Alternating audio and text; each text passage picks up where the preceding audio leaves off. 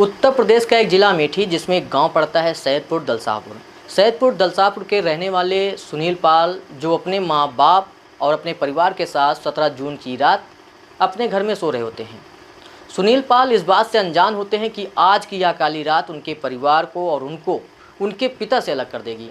रात को गहरी नींद में सोए परिवार पर अचानक से एक भीड़ आती है और लाठी डंडों से हमला कर देती है। सुनील पाल उठकर अपने पिता रामपली पाल को बचाने के लिए दौड़ते हैं तो हमला करने आए अन्य लोग उनको पीटने लगते हैं।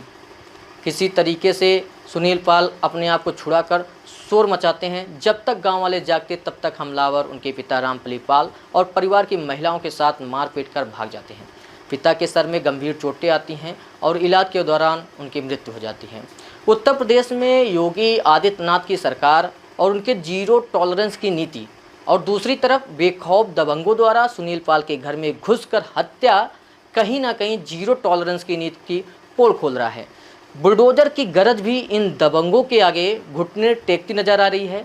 कार्रवाई के नाम पर मुकदमा पंजीकृत करके 3 की गिरफ्तारी सुनिश्चित की गई है और अन्य की तलाश की जा रही है। सुनील पाल पेशे से शिक्षक हैं जो गांव के ही समीप किसी प्राइवेट स्कूल में पढ़ाते हैं। सुनील पाल अपने घर को बनवा रहे थे। घर के पीछे गांव के ही ठाकुर परिवार की ज़मीन थी जिसको लेकर विवाद हुआ था। सुनील पाल उस ज़मीन को छोड़ने, समझौता करने जैसी हर बातों पर तैयार थे। जब छोटे छोटे थे तो मजदूरी मेहनत करके पढ़ाए लिखाए, तब मैं आज इस स्थिति में पहुंचा।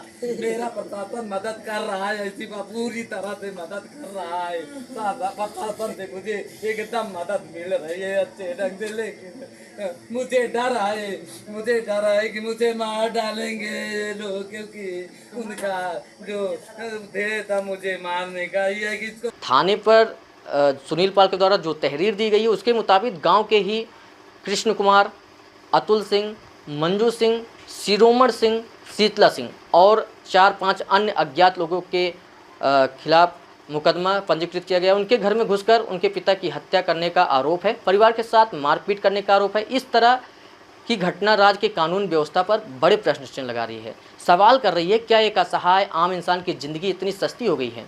क्या सूबे की कानून व्यवस्था दबंगों के आगे दम तोड़ रही है? आप इस पूरे मुद्दे को किस तरीके से समझते हैं, कमेंट बॉक्स में ज़रूर बताएं। नमस्कार, मेरा नाम है अमित कुमार और आप देख रहे थे 4th एम्पायर न्यूज़।